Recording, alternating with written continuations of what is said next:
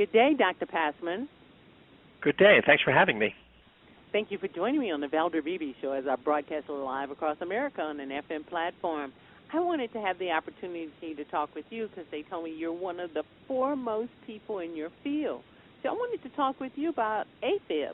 Could you explain to us, first of all, before we get into that conversation? We hear Sure. it, but we don't really know what it is, so you tell us what it is. Okay. Well, atrial fibrillation is the most common abnormal heart rhythm in adults, and this is a disease that already involves millions of Americans. And if you're in your 40s and you're lucky enough to live to your 80s, you have about a 1 in 4 chance of developing AFib in your lifetime. So this is an abnormal rhythm where the top portions of the heart, the atria, beat very, very rapidly and irregularly. And this has a lot of potential manifestations. So many people with AFib may feel palpitations or shortness of breath or just more tired, but many patients may be without symptoms at all.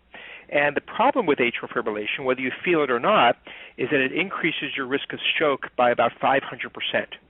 Because the blood isn't rushing through the heart in this beautifully, normally coordinated manner, blood clots can form, and those blood clots can break off and go to the brain, and that's why atrial fibrillation is a major risk factor for stroke.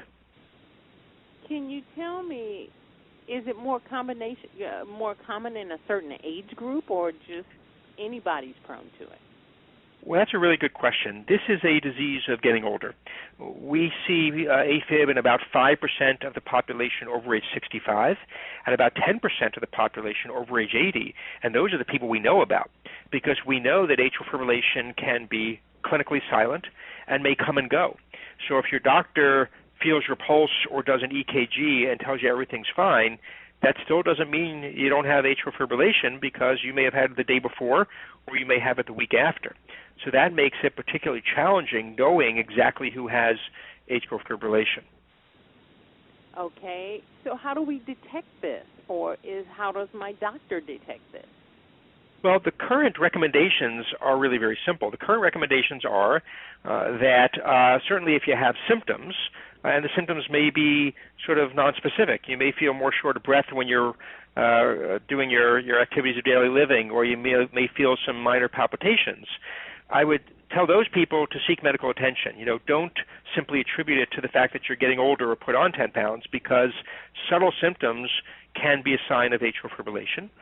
And what we're told as doctors is simply to screen the patients who come to see us by just feeling a pulse, and if the pulse is irregular, to then do an EKG.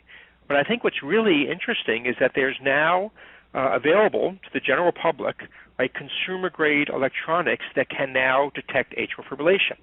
So you can download an app or go online and buy an attachment to your smartphone that is designed to check for atrial fibrillation, or you can buy a watch that has built into it algorithms that are designed to detect AFib. So every day now, I have people coming to me telling me that their watch told them they had atrial fibrillation, and the watch could actually record an EKG to confirm the diagnosis. So there's a new paradigm out there which will empower patients to screen themselves. All right. Before I let you go, I'd like to know, I always like to end on a positive note, any lifestyle changes that we can make to minimize our risk? Absolutely. So we know that AFib is a disease of getting older, and since we can't prevent that process, there are things that we can do. Some of them are common sense, right? Moderate levels of exercise are important. Keeping your weight down is important. Getting a good night's sleep is important. Minimizing alcohol intake. We know that alcohol is toxic to the heart, and if you drink anything more than a glass of wine or a glass of beer with dinner, you may be increasing your risk of AFib more than you'd like. If you have any signs or symptoms of sleep apnea, if your partner tells you that you snore at night or stop breathing, or you're very tired and fall asleep easily during the day, getting evaluated and treated for sleep apnea is going to be important. And there's some data that removing stress in your life, things like yoga may be helpful, but many of the common sense things that we do and are told to take care of our health in general certainly apply to the prevention of atrial fibrillation as well. All right, I can confirm. Take that stress out of your life, you'll live longer. Dr. Passman, you've been a great guest talking about a topic that really hits the core of my audience, because my audience is people who were born between 1946 and 1964, and that makes them baby boomers. Thank you so very much for being my guest on the Valder Beebe Show. You're very welcome. Thanks for having me.